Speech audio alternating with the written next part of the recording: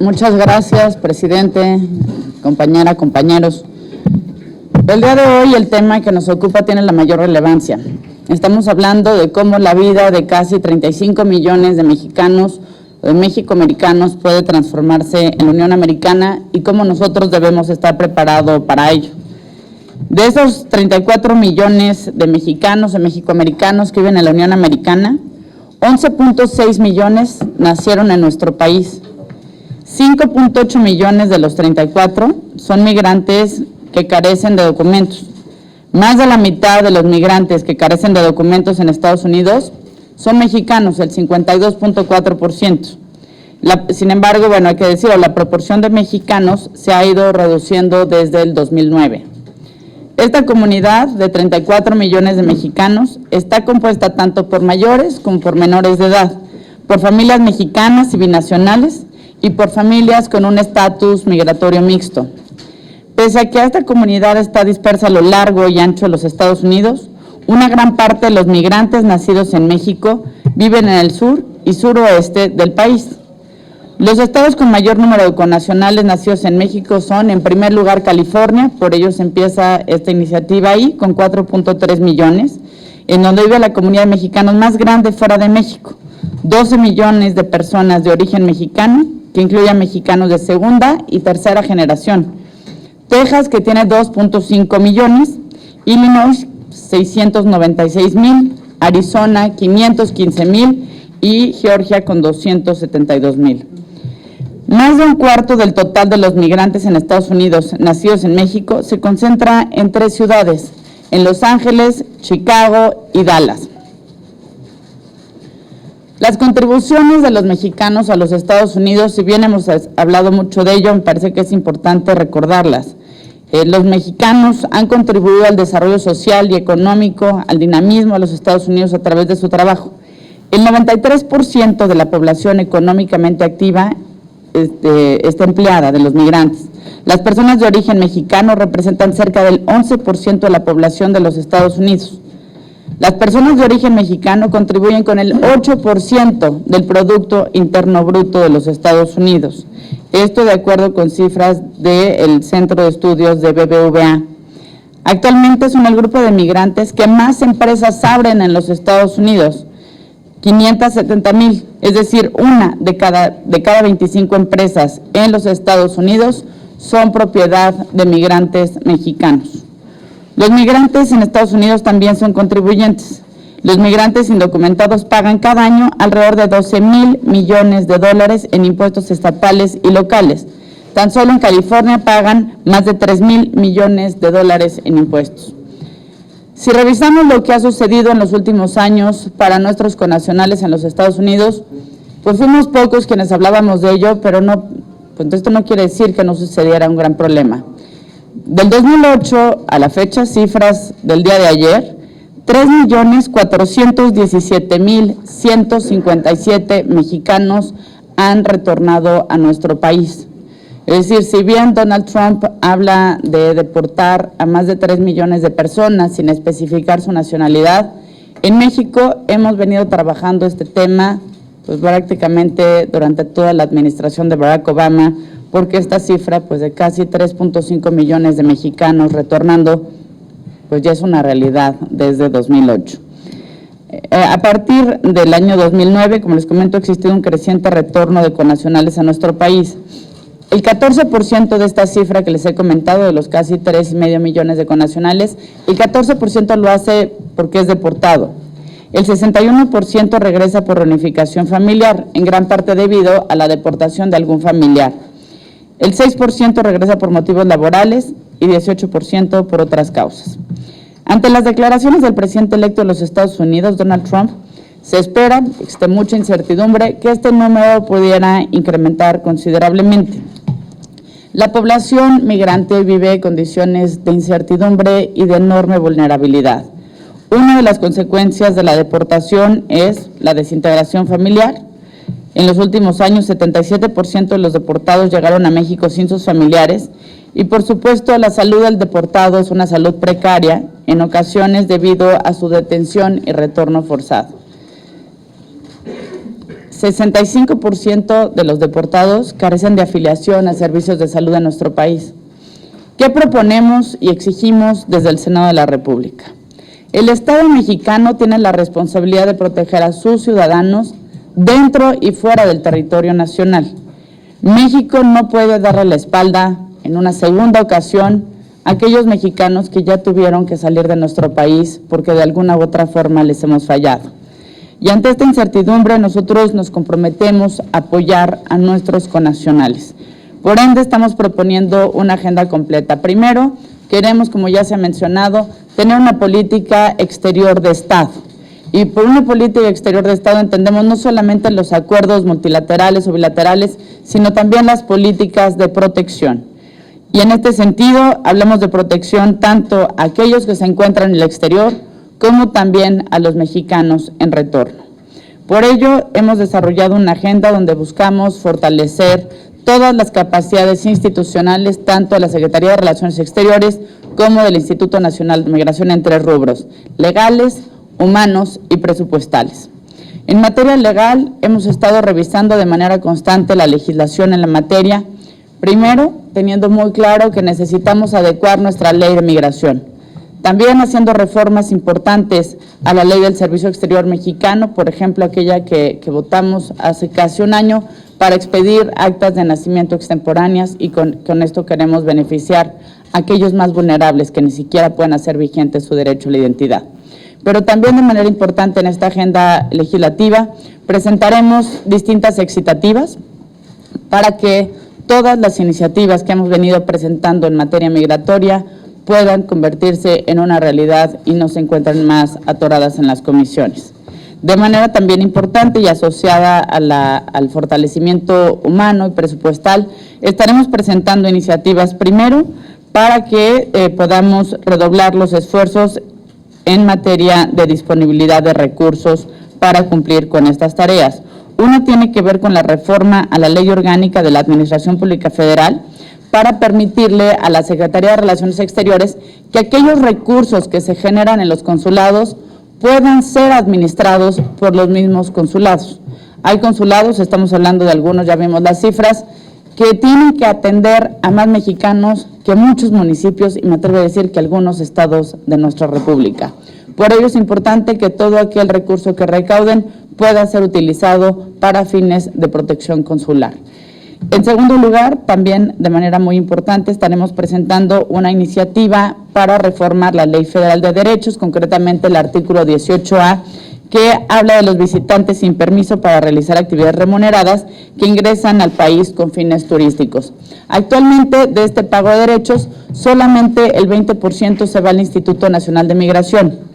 Hoy, que México tiene un récord en materia turística, que pues además hay que decirlo con tristeza, pero por la devaluación que estamos teniendo nos vamos a convertir en un espacio mucho más atractivo para el turismo.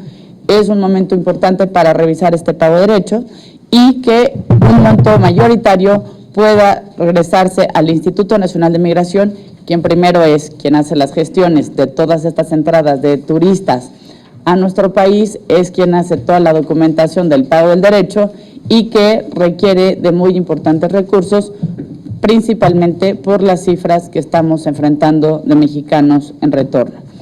También de manera importante vamos a estar trabajando en todo lo que tiene que ver con el fortalecimiento consular. Queremos que haya un rediseño, una reestructura para que solamente lleguen los perfiles más preparados, más adecuados a los consulados y como funcionarios de estos consulados, no únicamente como cónsules, sino todo su equipo. Sabemos que hoy más que nunca, pues nadie puede darse el lujo de desperdiciar cualquier recurso. Hoy estamos teniendo tiempos muy difíciles en el país y la prioridad deben ser las personas. Por eso estaremos atendiendo de manera muy particular estas inquietudes. Y por supuesto, estaremos buscando que tanto la Secretaría de Relaciones Exteriores, nuestros 50 consulados en los Estados Unidos y el Instituto Nacional de Migración puedan contar con mayores capacidades legales para atender a la población, tanto migrante como en retorno. Y por supuesto, teniendo claro en todo momento que nuestra prioridad no debe ser únicamente la de utilizar los canales gubernamentales o mandatados por la legislación. Hoy lo que queremos al hablar de esta política exterior de Estado es que podamos sumar a todos los niveles de gobierno, que los estados de la República que están haciendo trabajo de protección puedan estar articulados también con nuestros consulados, que las organizaciones de la sociedad civil que han sido héroes y pioneros en todo el trabajo migrante puedan también estar trabajando de manera estructurada y coordinada con la red consular. Por supuesto, el Senado de la República estará muy activo, ya lo han estado haciendo varios de los compañeros en consulados. Vamos a redoblar también los esfuerzos desde el Senado de la República, no solo en las tareas legislativas que nos corresponde, sino también muy importante en todo este trabajo de revisión, de análisis y, por supuesto, atendiendo a los mexicanos dentro y fuera de nuestro país. Muy buen día, muchas gracias por su presencia. La patria mexicana se lleva en el alma y el corazón, no termina en las fronteras territoriales. Y ante la inminencia de un apocalipsis, a partir del viernes 20 de enero, nosotros hemos hecho una integración de información diagnóstica y pronóstica con reuniones a partir de los organismos especializados. Y quiero agradecer, y están aquí presentes, varias organizaciones del colectivo Migraciones para las Américas que nos han acercado opiniones muy valiosas.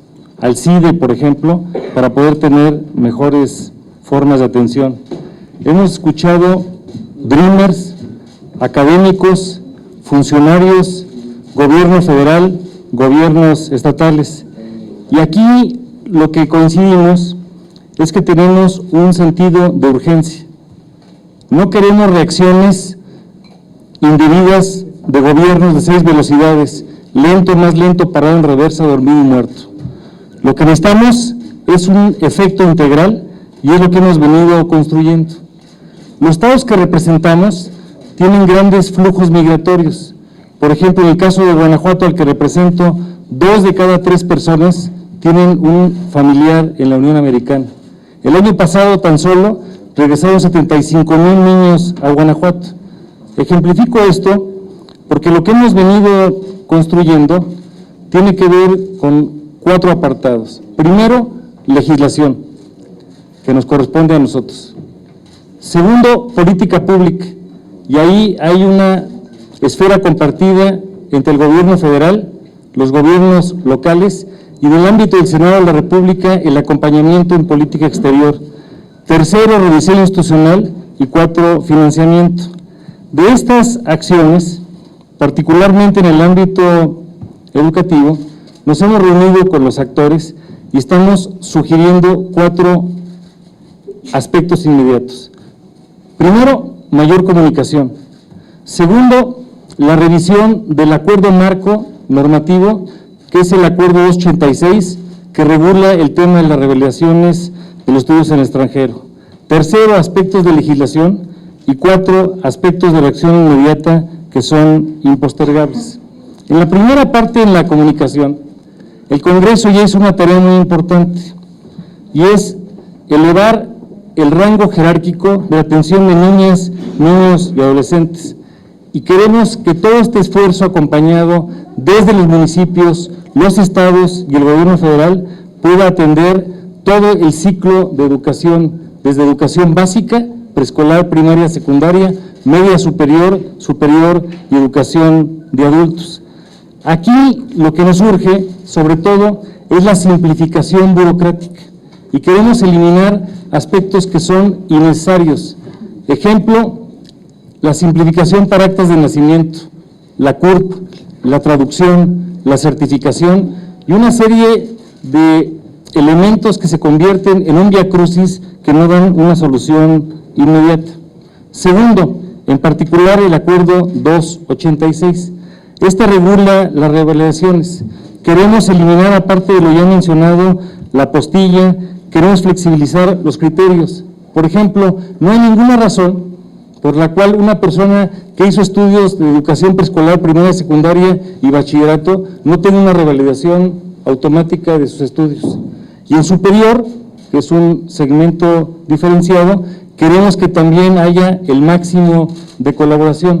No solamente la Secretaría de Educación Pública, también las secretarías locales, de la Asociación Nacional de Universidades, y ya hemos hecho comunicación con ellos, de la Federación de Instituciones Mexicanas Particulares de Educación Superior y de todos los actores involucrados.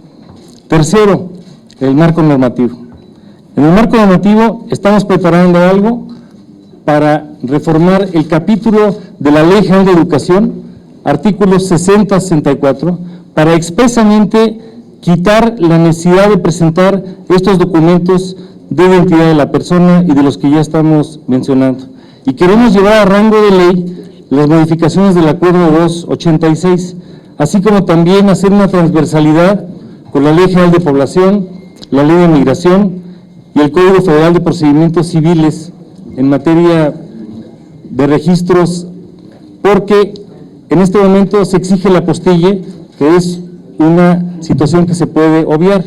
Hay que recordar que hay una reforma constitucional en curso para hacer un código o una legislación general uniforme de procedimientos civiles. En tanto esto ocurre, queremos ver el Código de Procedimientos Civiles Federales, porque hay una veintena de estados que refieren la condición de la apostilla y unos trámites innecesarios al Código Federal. Y cuarto, necesitamos formular un plan de contingencia, con aspectos elementales como los siguientes: un fondo extraordinario para garantizar la inclusión educativa, establecer mecanismos de revalidación express y promover todas las alianzas que hemos venido conversando.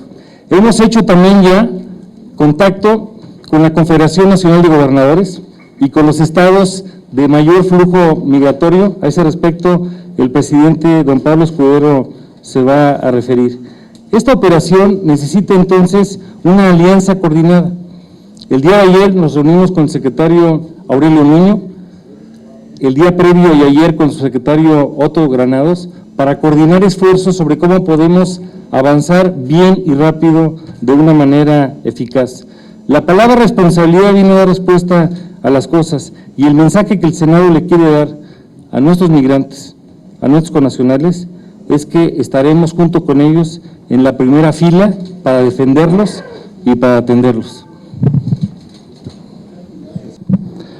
En el tema educativo, hay que reconocer, como señalaba la senadora Cuevas, que el tema de deportaciones no es reciente, es un proceso que lleva años, y la cifra del presidente Obama es la más grande de la historia, más de 3.4 millones de personas deportadas, y se estima que el 5% de ellos son niños y jóvenes. Están regresando principalmente a 8 estados del país: Chihuahua, Baja California, Jalisco, Estado de México, Guanajuato, Tamaulipas, Sonora, Puebla, y también los lugares de origen, como los que están aquí representados por los senadores.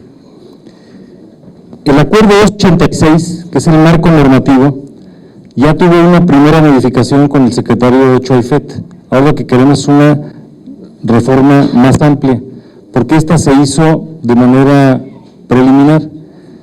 El acercamiento con la SEP no es reciente.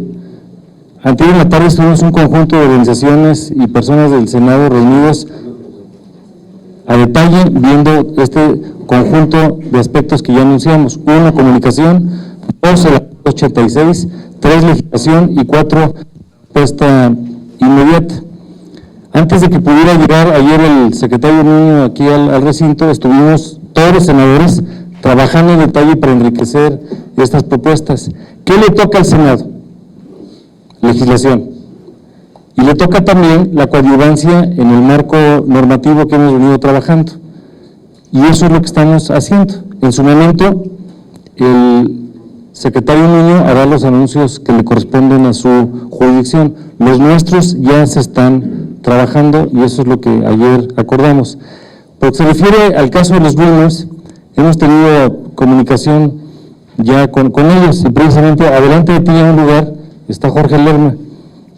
Jorge, si te identificas, por favor, para que te puedan reconocer. Jorge es uno de los migrantes que regresó y que ha enfrentado problemas inimaginables para poder reconocer primero su preparatoria, y todavía 3 años después no ha logrado el reconocimiento de validez oficial de estudios de su carrera de ingeniería en Cal State en Los Ángeles. Entonces, estamos trabajando. Sugiero respetuosamente que él en su momento pudiera darte el testimonio de manera personalizada. Concretamente de los temas consulares, laborales y de nombramientos. Por supuesto que nosotros hemos revisado cada uno de los nombramientos que se han turnado al Senado. De hecho, las comparecencias han sido públicas, las votaciones, los debates en el Pleno, todo ha sido procesos públicos. No existe un problema, digamos, para atrás en ese sentido, porque el proceso ha sido siempre conforme a la ley. Ahora bien, no es únicamente hablar sobre el titular del consulado, no se trata únicamente de hablar de los cónsules generales, hay que hablar de los consulados de carrera, hay que hablar de todo el personal que está en los consulados y también, muy importante, de una reingeniería que requiere la red consular. México tiene la red consular más grande del mundo, tenemos también la diáspora más numerosa del mundo. Sin embargo, a pesar de lo que ha crecido este número de connacionales en los Estados Unidos en los últimos 20 años, el presupuesto en muchos casos o no ha crecido o en algunos otros casos, si lo ponderamos, por ejemplo, a que gastan en dólares y el presupuesto se asigna en pesos, pues en términos reales el presupuesto ha disminuido notoriamente. ¿Qué es lo que estamos planteando con estas iniciativas? Incrementar los recursos con los que cuenten tanto los consulados en el área de la Secretaría de Relaciones Exteriores como también el Instituto Nacional de Migración en lo que competiría a la Secretaría de Gobernación. ¿Por qué es importante? Porque no puedes tener presupuestos constantes frente a realidades que se están modificando y que están incrementando todos los días. A partir de esa realidad también esperamos tener una plantilla laboral mucho más completa y que pueda tener de manera más frecuente capacitación para estar adaptándose a los mejores estándares internacionales en materia de protección consular. Insisto, por eso son importantes nuestras iniciativas. Estaremos trabajando también muy de cerca con la Secretaría de Relaciones Exteriores. Como te comento, los consulados generales sí son aprobados por el Senado, no así los consulados de carrera, y hay que trabajar con absolutamente todos porque todos están trabajando con nuestra gente de aquel lado de la frontera. En materia del tema que comentabas de los Dreamers, me pasas los datos, con mucho gusto los vemos. Yo ya tengo contactadas algunas organizaciones. El senador Armando Ríos Peter ha estado trabajando ya tanto en México como en la ciudad de Los Ángeles con algunos de estos jóvenes, entonces creo que pues aquí encontrarán mucho eco de manera plural en el Senado de la República. Muchas gracias. Yo de antemano una disculpa porque tendré que retirarme, entonces nada más contesto los datos que me competen sobre esta pregunta.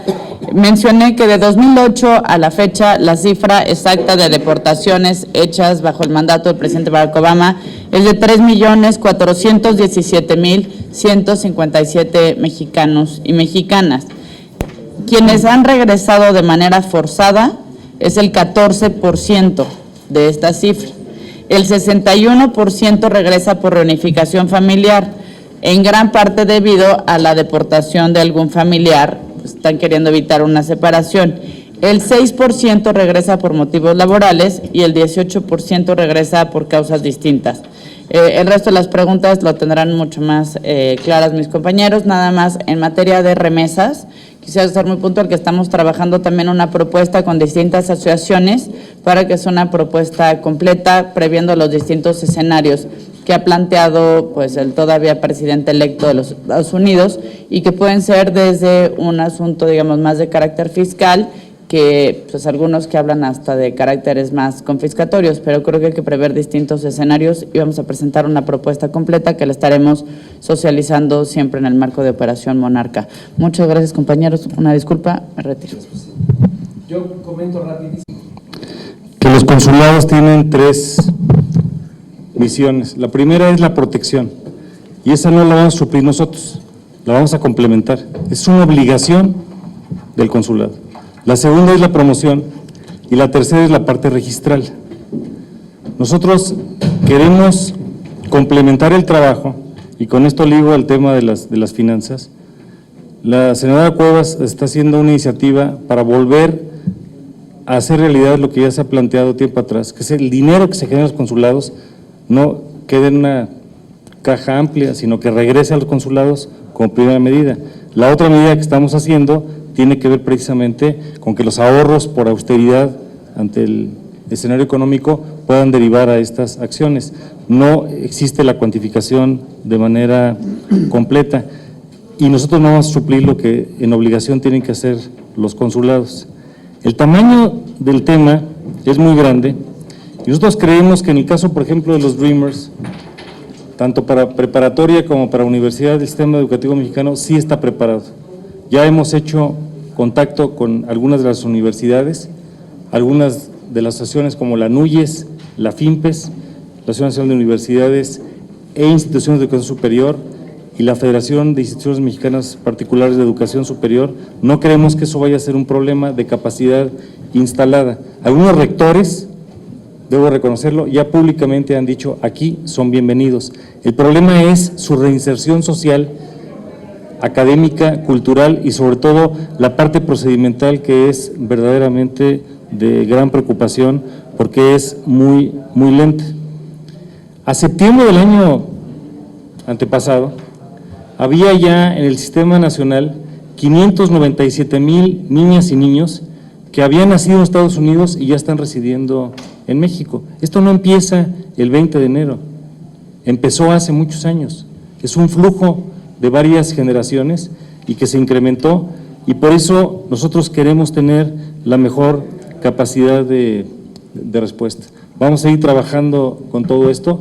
Debo reconocer que, por ejemplo, en la reunión de antier en la tarde que tuvimos en la Secretaría, varias de las sugerencias que hicimos, la Secretaría de Educación Pública no las tenía en su lista inmediata. Voy a poner un ejemplo que no expresé en mi presentación. Hay que hacer un modelo pedagógico especializado, porque llega la persona, su dominio del castellano es limitado, pero no tiene las mismas formaciones en historia, en geografía, en cultura, empiezan temas de violencia, en fin, esa parte, ahora que está revisando el modelo educativo, es una gran oportunidad para hacer algo de manera muy directa. Y estas organizaciones aportaron elementos muy valiosos que se van a incorporar. Entonces, lo que queremos es, respetando jurisdicciones, ver qué puede hacer el Senado de la República. Y como el Senado representa a las entidades federativas y el Senado sí tiene atribuciones en materia exterior, queremos complementar las tareas y que el Estado mexicano responda.